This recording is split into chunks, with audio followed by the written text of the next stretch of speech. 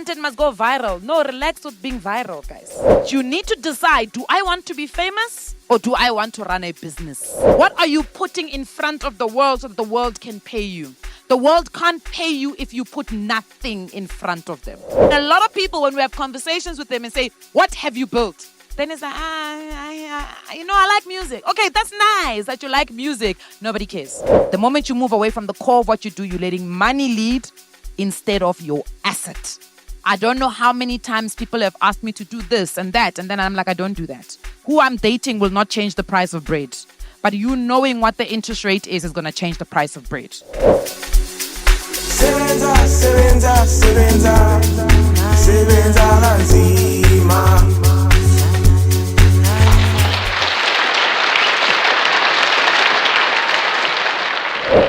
Content creation is a tool, and you need to ask yourself, how do you build a business around it? Because content creation is not the business. It is an asset of the business.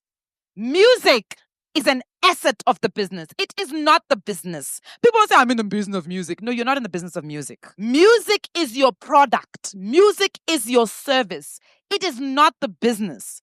And a lot of creatives forget the business side. My sister's a designer. She makes amazing clothes, but she's a terrible business person.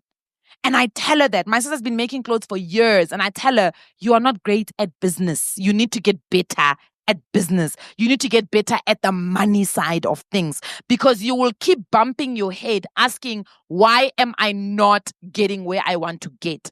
Because sometimes we glorify the tool to a point where when the tool does not give us the satisfaction we're looking for. So my song is not being played on radio. So it means that I'm not good enough. No, but what are the other ways in which you can still use music to make money? There's people who are composing, people who are not even known, who are composing music. They don't need to be known. They don't need the fame. They need the tool to make money, to grow the business. Content. People think all of your content must go viral. No, relax with being viral, guys. Being viral does not pay the bills. Being viral creates talkability. It's great. But you need to decide, do I want to be famous or do I want to run a business? Because that's going to be a big game changer for you. Do I want to have a viral video or do I want to create content? So for instance, I always tell people, I create what is called evergreen content. My content is when you need the content, it will be there. It doesn't need to reach crazy numbers. It just needs to be available so that when the person needs it, when they go onto YouTube, I'm the first one that pops up with that content. You're going to have to get to a point where you understand, what is my actual asset? What is my actual product that I've got in this business that I'm trying to run so that the money becomes easy? So whenever I tell people money is easy, people get offended. Money is easy. Build it and money will come. But you have to build it. And a lot of people, when we have conversations with them and say, what have you built? Then it's like, I like music. Okay, that's nice that you like music. Nobody cares. And I'm going to be very frank with you. People are like, I'm passionate. Nobody cares about your passions. You care about your passions. You need to take your passions and translate them into value. Your students, you come to class every day. You bring a box of pens. How much are you willing to buy a pen for if you don't have a pen in class? 10 rand for a pen. Okay, sharp. How much are you buying a pen? In class, you didn't bring a pen on the day. 20 rand. Okay, sir? 7 rand. Got you. Okay, we're in an exam room. This exam gets you into your dream job or your dream opportunity. You don't have a pen. How much are you buying a pen then? 50 rand. Whatever the person's asking for. Same value. A pen's value changes depending on the circumstances. The question is, while it is great to have a passion, what are you bringing to the table? Are you speaking to the right people? Because people say, my song is not listed on YFM. Why must YFM list you? What value are you bringing? I want to dress Nandi. What have you shown Nandi that is different from what everybody else has shown her? People come to me and they say to me, hey, Nicolette, I want to work with you. And I'm like, okay, in what? Then they're like, I don't really know. No, but you can't. You can't come. I must now think for you also. I'm thinking for myself, bro. I can't think for both of us. You get what I'm saying? People come to me and say, hey, Nicolette, can you mentor me? My honest and straight answer is no. But there's a girl called Chantel. She said, I can't pay my school fees. However, I can see I've attended a couple of events with you. I can see you don't have a PA. I can see you don't have somebody helping you with this. I can carry your bag. I can make sure your stuff is on stage. I can make everything. I can do all of that. You don't have to pay me. You pay my school fees. I said, yes. There was a guy a couple of years ago came to me and said, your thumbnails suck. I said, you are not wrong, my brother. My thumbnails suck. They're on YouTube. He said, I will do that. I'm a graphic designer. I will do your thumbnails for you. All I need you to do is to give me transport. So I said, I'll work 1 day in a week for you to do all of your thumbnails. You pay for my transport. I said, sure. Value. What are you putting in front of the world so that the world can pay you? The world can't pay you if you put nothing in front of them. Who's in content creation? I want to quickly speak to someone in content creation. Don't be afraid. Hey, I'm asking these questions. Everyone is like, I'm not putting up my hand. Okay, let's talk. What content do you create? What is required by the client. You know? Yeah, from adverts, things like that. Okay. So what's your your product is the actual content? What's your asset? My asset is my camera. Love it. Hear that? It's an enabler. So when I ask you what your asset is what enables you to deliver on the product that you are selling. Because when you stand in front of someone, before they believe what you do, they need to know who you are. What makes you so different from him? Because you could have both the same skills. What are the skills? See me, I can talk. But people ask me, what's your asset? My first thing is yes. And I tell them straight up, I can articulate myself. I speak and I've got range. I can speak on any topic. And you've got to be able to say that with confidence.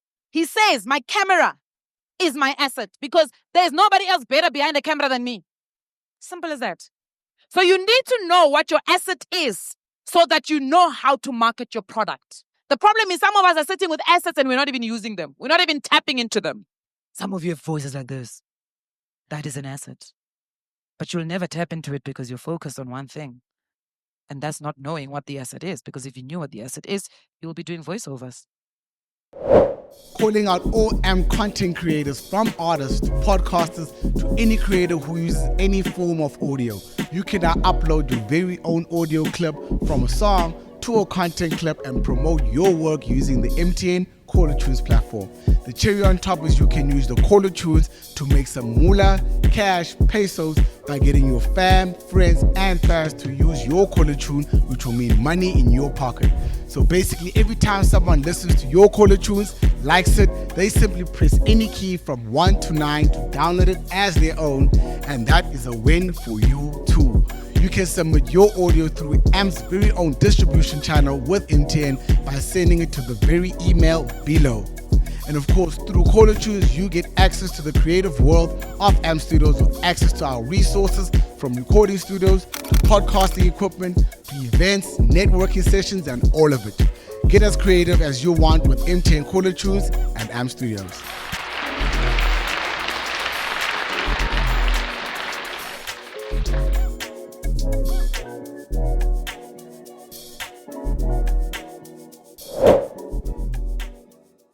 When we talk about what is my community, what are we talking about? Your ecosystem, what's your ecosystem? Ecosystem again, Joe. What is the what is the ecosystem? I'll try and explain via like fashion, I guess. Like an ecosystem, for example, is like having maybe like in a room like this, stylist, people who have cameras, production managers, maybe. Yeah, as long as we can all work together to like solve one goal or mission. So that's his community. What's your community? Well, my community is my target market. Mm-hmm. And to me, it is youngsters that are hoping to have a better future in life, that are trying to gain self-confidence. That is actually who I'm making music for. So that's my community. Okay. Yes, sir. I'll specifically say it's a niche that identifies initially with your asset from a personality perspective, brand-wise and identity. Okay. All right. So all the answers are correct, right? Because community is what you see it as. Community could be your target market, the people that you're trying to sell to. Remember, we've got two types of businesses. We've got what we call B2B, business to business, And that's kind of where he spoke about, right? I'm in the room with stylists. I need to be able to sell my services to the stylist, because if I sell my services to the stylist then is able to dress those people in my clothes. So I'm not going straight to the consumer. I'm going to the stylist. I don't have the personality. I don't have the brand building to go and try and speak to a scale of consumers. But I can speak to stylists. I can speak to camera people. In fact, let me go speak to people who run agencies, because people who run agencies, whether it's in magazines, whether it's in retail, they have to dress somebody for an advert or whatever, right? Then he's going to bring him in and say, you shoot. So let me speak to you. Maybe you've got a client that needs to do a shoot, but they don't have wardrobe. So his community is based on what he needs. The community that side is the consumer. I'm solving a problem for the consumer. So the first line in business is, who am I solving the problem for? What is their problem? So let's take a couple of steps back. Think about your product. Think about you as an asset. So already you've identified two things. You've identified the problem. You've identified the solution. So let's quickly pick on a couple of people. I need you to tell me what the problem is and what solution you are offering, because that's how you build your community. And be very clear about it. It's also possible to have both B2B and B2C. But let's talk about the primary one that you're trying to solve today. What is your problem that you are trying to solve? And what is the solution? But in your solution, please also tell me why you are the right asset for that problem. Biggie Mabelani. Yes, sir. Let's talk. For me as a content creator, I'm trying to showcase like my asset in solving the problem with, which is what could be value or knowledge. Who's buying the solution? Do you know what you are buying? Are you trying to solve with knowledge? Are you buying? The market is not buying. So we're going to circle back to you. Let's pass the mic on. Think about why the market is not buying. What was missing in your solution? Because you spoke about knowledge, but what knowledge? Because financial fitness bunnies, I'm solving financial illiteracy through teaching consumer financial education. You get what I'm saying? So you're saying knowledge, but what knowledge? Who can watch your stuff? Who's your market? Yes, sir. My target audience is specifically the Christian audience.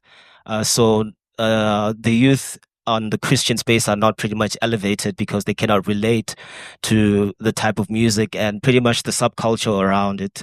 It's only more circular side, which now allows them to always be shadowed. Okay, we've got the problem. Yeah. Give us a solution.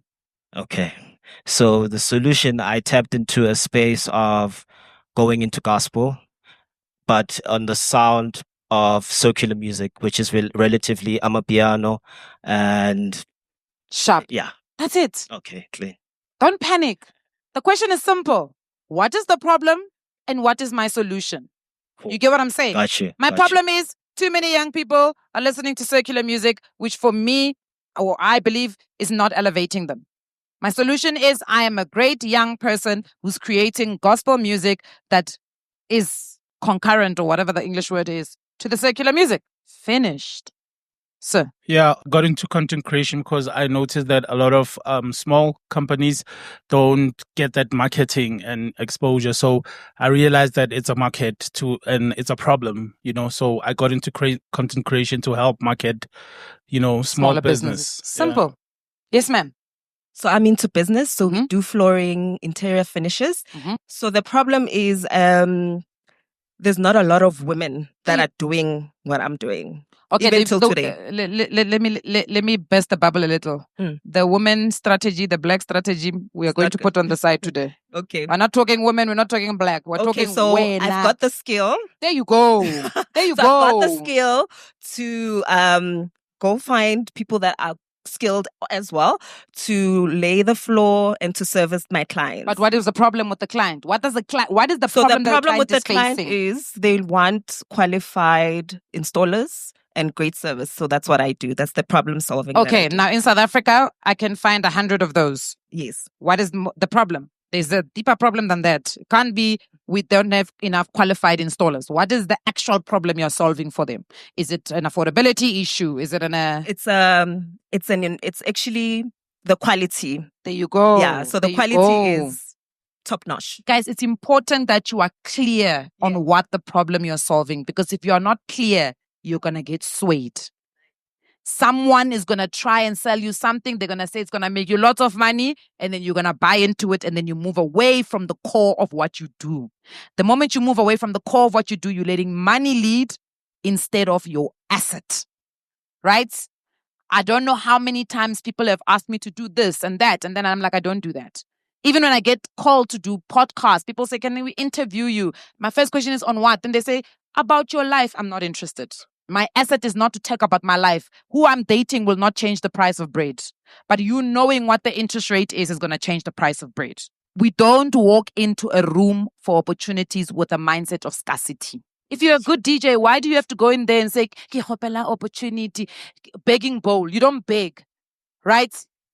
You're not arrogant, but you put, that's why the first question I asked is, what is your asset? Because when you know you are good at something, that's what you put in front. That's what you lead with. Are you humble? Absolutely. Humility is important. But we don't put a begging bowl in front of people because that's how people exploit you, right? You exchange value. Hey guys, I'm a fantastic DJ. You know what? I realized Wednesday, Halena DJ. Let me come and play on Wednesdays. Let me play on Wednesdays. Oh, hey guys, I realized that you don't have themed parties. Let me throw a themed party. We're going to do a party. We're going to call it One Rand Wonderland. Or we're going to call it singles or whatever, robot party. Singles were green. Those who are complicated on situations were orange. Those who are in a relationship and bored were red. And we throw a party. I will DJ that party. Let's see how many people I can get into a room. Other people don't decide when you get paid. You decide when you get paid. Because if you work like that, you are going to live hand to mouth. Because then you're not going to be able to create what we call a predictable income stream. And I'll show you.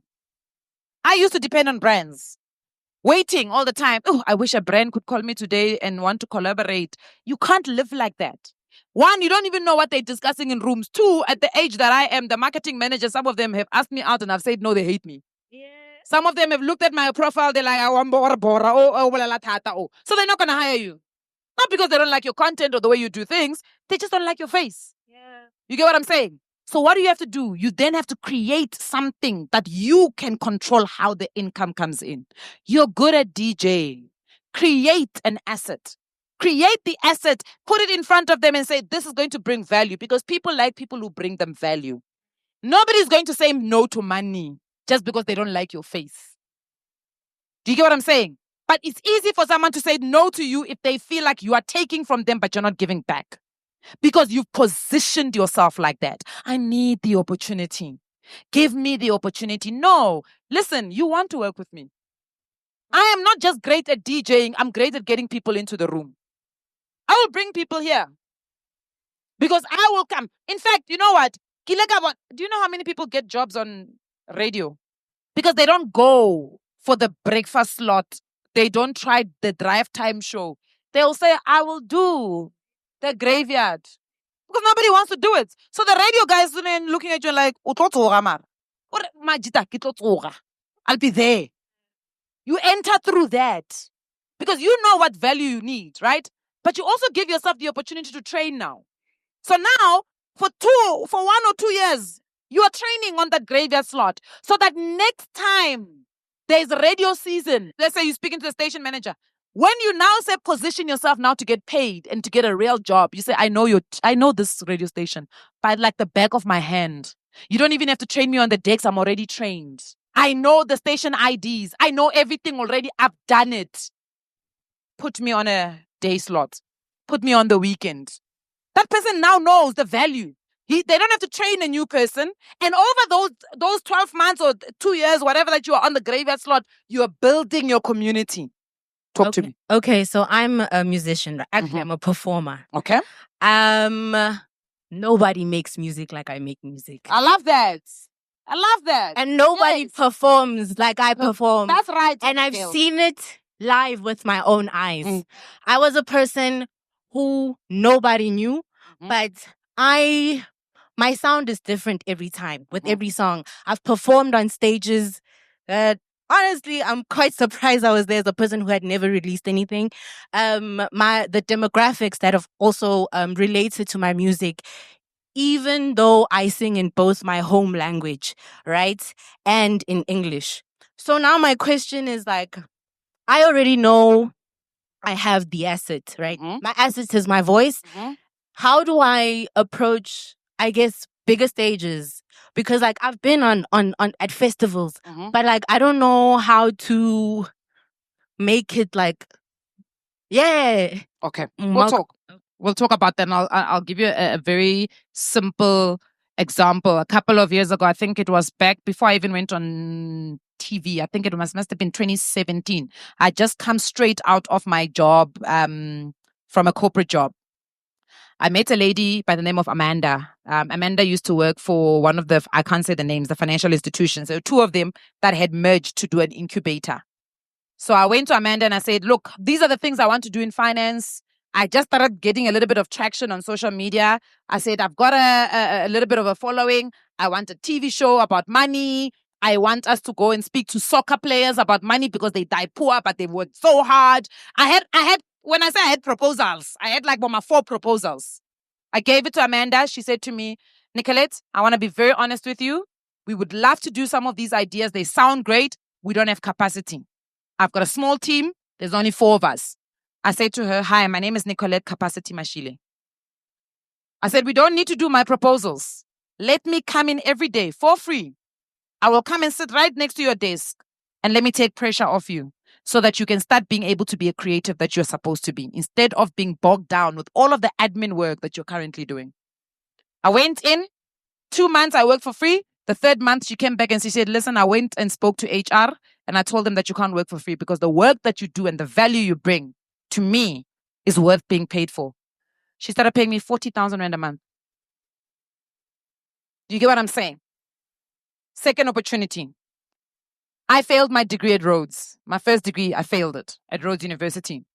Daily Theta was a youth talk show, right? They sent me an email to say, hey, Nicolette, we want to interview you. Our first episode is on people who failed in first year. I said, oh, okay. My response to them was, hi, guys. When are you going to make me the presenter? Happy to do the feature on being whatever, but when do I become the presenter? They responded and said, ha, we already have a presenter. I went and I did the show.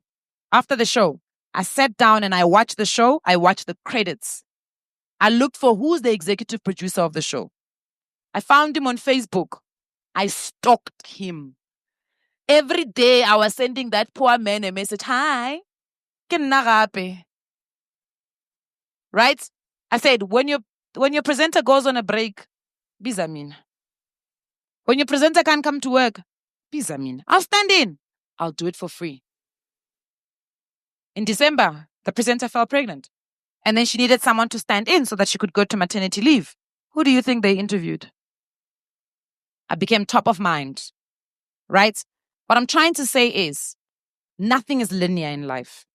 The opportunities might not come linear. And what you need to get, and I agree we're having a frank conversation, what you need to get out of is the mindset that I've already been on smaller stages. I've done all the work. I now deserve the big stage. Yes, you do. No one is going to take that away from you. But if the door doesn't open when you open it, you kick it down. And the way you kick it down is saying, I'm here. I'm ready. I'll work. I'll run around on this. I'll be the runner on the stage. Because there's going to be that one day when an artist drops them, a performer drops them, and they're going to start to scramble. And then you say, oh, but I can do that. And then they're going to, right? And I'm only giving you small examples. Life is not linear. There's no formula for everything. We were taught as young people, go to school, graduate, you'll get a job. How many people in this country are graduates who are unemployed? So some opportunities you are going to have to create, unfortunately. But before you can create them, you need to know what you are selling. You need to know why you are the asset and why you are an important asset in that space.